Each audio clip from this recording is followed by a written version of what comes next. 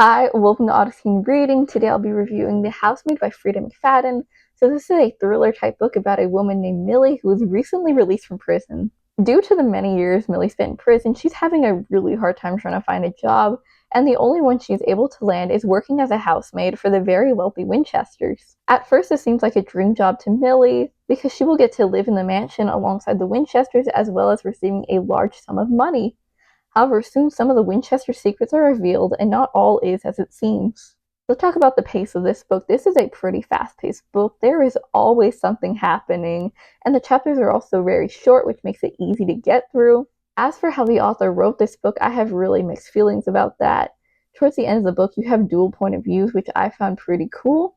However, I just really dislike how the author wrote our main character, Millie. Millie is supposed to be 27 years old, but for a good chunk of the book, she acts more like she's 13 or 14, and it just doesn't make sense for her character.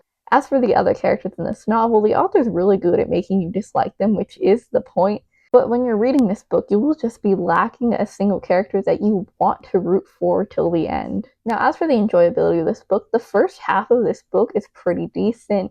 You and Millie are both wondering why the Winchesters are so quirky and do the things that they do, and you also know very little about Millie's past and why she was in prison, adding layers to the mystery that you want to solve.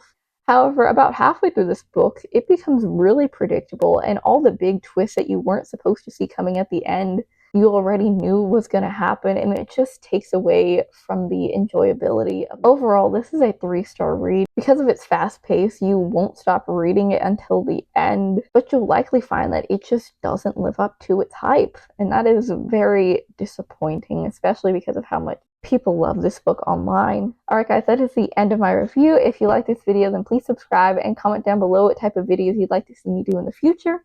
Thank you for watching. Hope to see you next Friday.